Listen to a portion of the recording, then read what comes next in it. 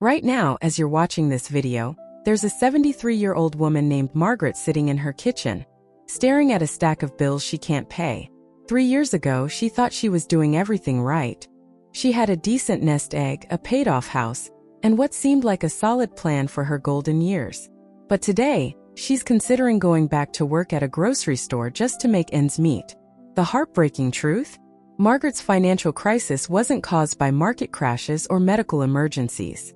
It was destroyed by 5 seemingly innocent daily habits that felt completely harmless at the time.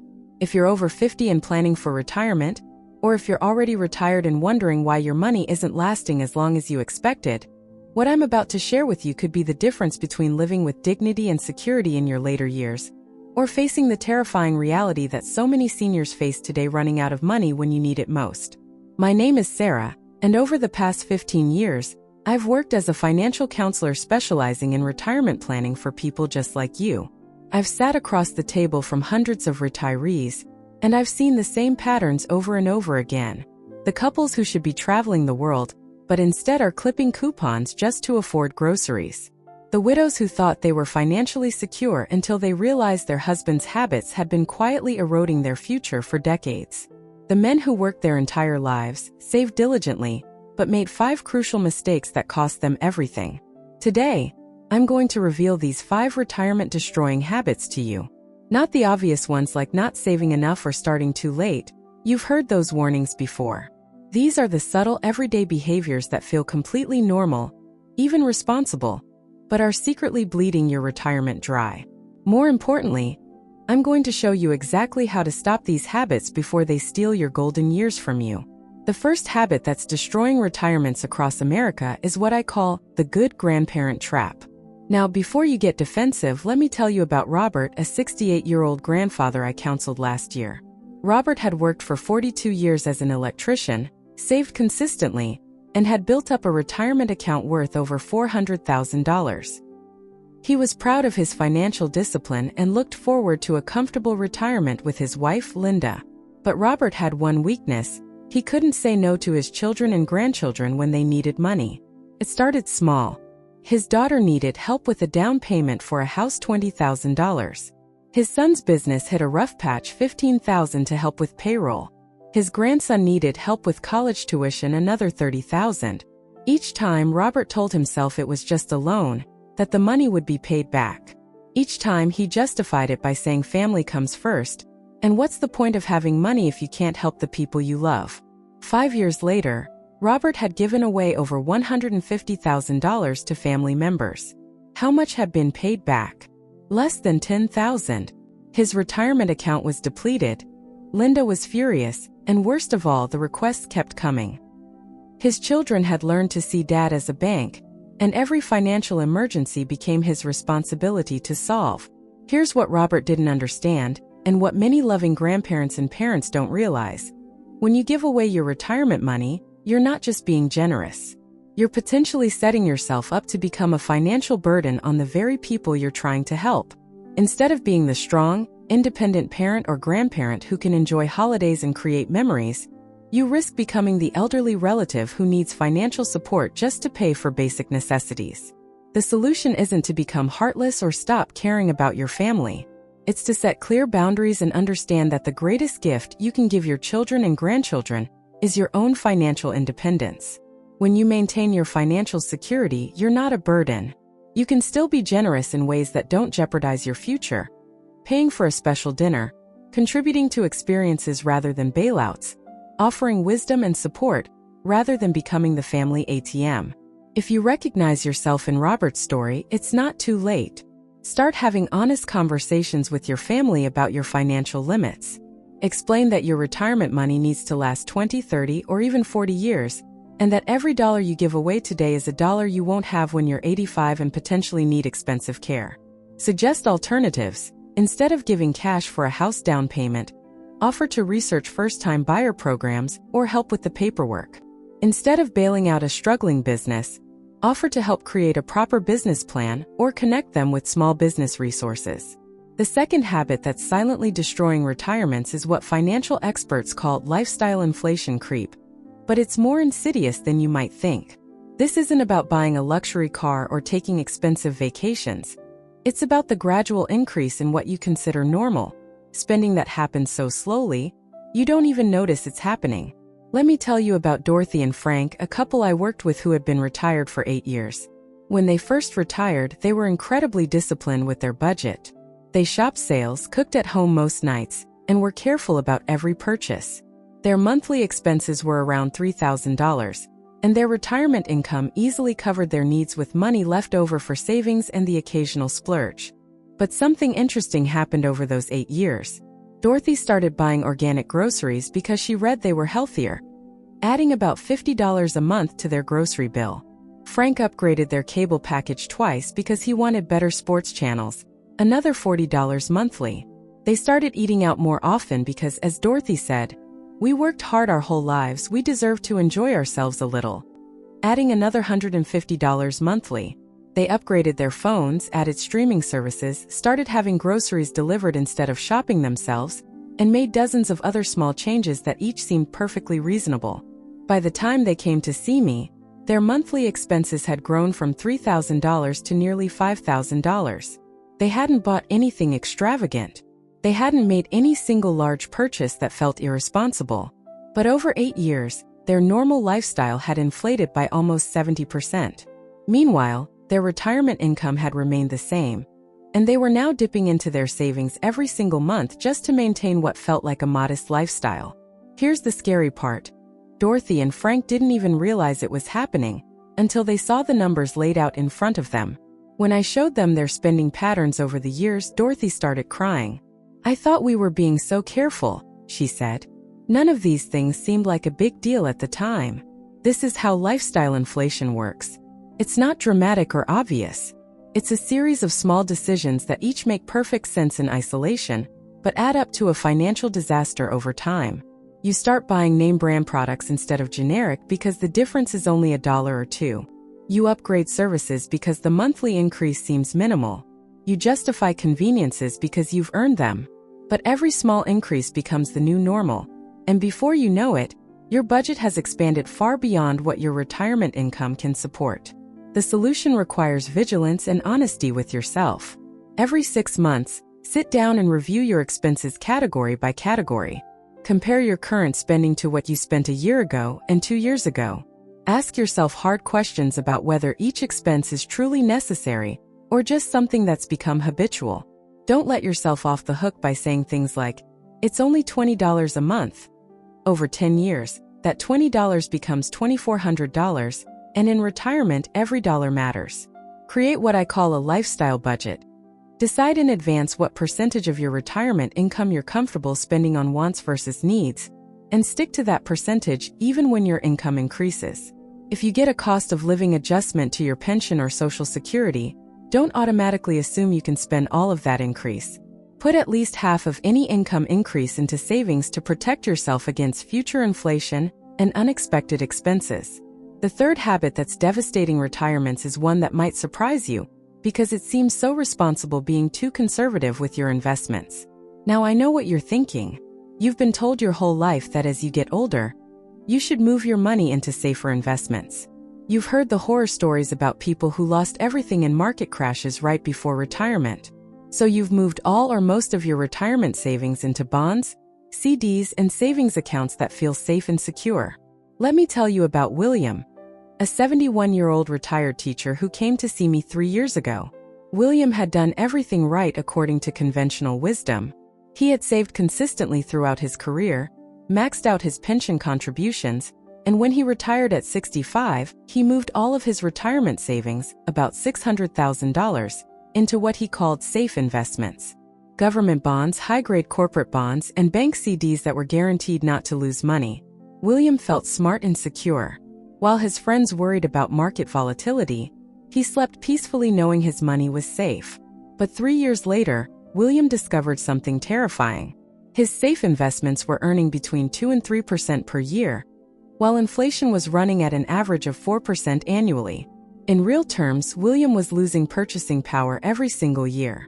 His $600,000 was still $600,000 on paper, but it could buy significantly less than it could when he retired. But the real shock came when William tried to withdraw money to pay for a new roof after a storm damaged his house. He discovered that many of his CDs had penalties for early withdrawal, and his bonds, if sold before maturity, were worth less than he had paid for them due to rising interest rates. The investments he thought were keeping his money safe were actually trapping it and slowly eroding its value. Here's what William didn't understand, and what many retirees don't realize.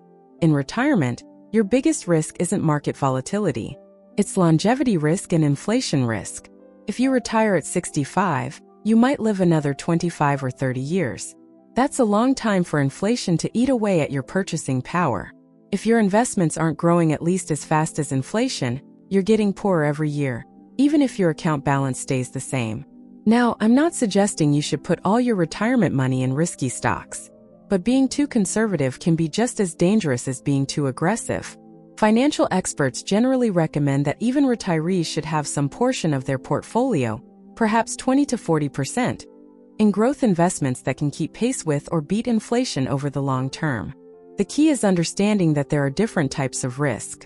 There's the risk of losing money in the short term due to market fluctuations, which gets all the attention. But there's also the risk of your money losing purchasing power over time due to inflation, which is less dramatic but just as devastating. There's liquidity risk, the risk that you won't be able to access your money when you need it. And there's longevity risk, the risk that you'll outlive your money. A truly safe retirement portfolio addresses all of these risks, not just one. You need some money in stable, liquid investments for emergencies and short-term needs. You need some money in inflation-protected investments to maintain your purchasing power. And yes, you need some money in growth investments to ensure your nest egg can last for what could be a very long retirement. The fourth habit that's destroying retirements is one that affects your wallet and your health simultaneously: neglecting preventive health care and wellness. This might seem like it doesn't belong in a discussion about financial habits, but medical expenses are one of the biggest threats to retirement security, and most of these expenses are preventable with the right approach to health maintenance. Let me share the story of Patricia, a 69-year-old retired secretary who thought she was being financially responsible by skipping regular doctor visits and dental checkups. Patricia had decent health insurance through Medicare and a supplement plan, but she still had co-pays and deductibles that made her hesitate before scheduling appointments. "I feel fine," she would say. "Why spend money going to the doctor when nothing's wrong?" Patricia also thought she was saving money by not investing in her health in other ways. She bought the cheapest groceries regardless of nutritional value, avoided spending money on a gym membership or fitness classes, and put off getting her vision and hearing checked even though she was having problems. Each individual decision seemed reasonable. Why pay for expensive organic vegetables when regular ones are fine? Why pay for a gym when you can walk for free? Why get hearing aids when you can just ask people to speak up? But over 5 years, Patricia's penny-wise, pound-foolish approach to health caught up with her in devastating ways. The diabetes she could have prevented with better diet and exercise required expensive medications and monitoring equipment. The dental problems she ignored led to infections that required emergency treatment and expensive procedures. Her untreated vision problems led to a fall that resulted in a broken hip and weeks of rehabilitation. Her hearing loss contributed to social isolation and depression that required counseling and medication. By the time Patricia came to see me, her medical expenses over the previous 3 years had totaled over $60,000, money that came directly out of her retirement savings. More heartbreaking than the financial cost was the impact on her quality of life. Instead of enjoying her retirement, Patricia spent her days managing medical appointments, dealing with chronic pain, and worrying about her health. Here's what Patricia learned too late, and what every retiree needs to understand: preventive healthcare isn't an expense, it's an investment. The money you spend on regular checkups, good nutrition, fitness, and early intervention for health problems is money that protects your retirement savings from catastrophic medical expenses down the road. The statistics are sobering. The average couple retiring today will spend over $300,000 on healthcare during retirement. But couples who invest in preventive care and maintain their health spend significantly less. Regular exercise can prevent falls, heart disease, diabetes, and depression. Good nutrition can prevent or delay chronic diseases that require expensive long-term treatment. Regular dental care prevents infections and complications that can affect your entire body. Vision and hearing care prevent accidents and maintain your independence longer. If you're cutting corners on healthcare to save money in retirement, you're making a choice that will likely cost you far more in the long run. Instead, build healthcare costs into your retirement budget as a non-negotiable expense. View money spent on preventing health problems as protecting your financial security, not threatening it. This means scheduling and keeping regular checkups even when you feel fine. It means investing in good shoes, ergonomic furniture, and home safety modifications that prevent falls and injuries. It means buying nutritious food, staying active, and addressing health problems early before they become expensive emergencies. It means getting regular vision and hearing exams and investing in corrective devices that maintain your independence and safety.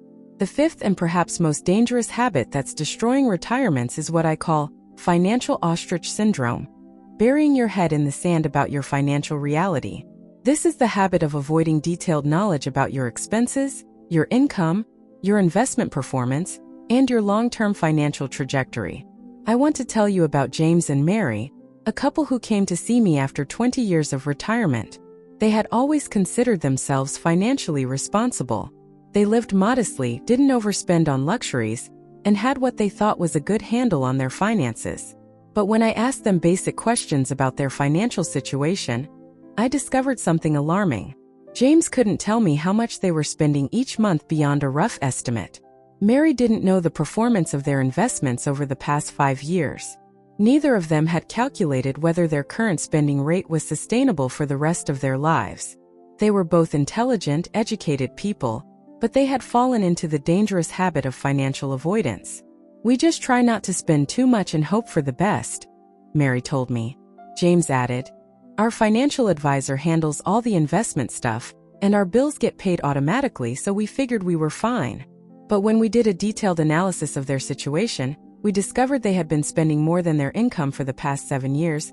Their investments were underperforming due to high fees and poor allocation, and at their current rate of spending, they would run out of money within 12 years.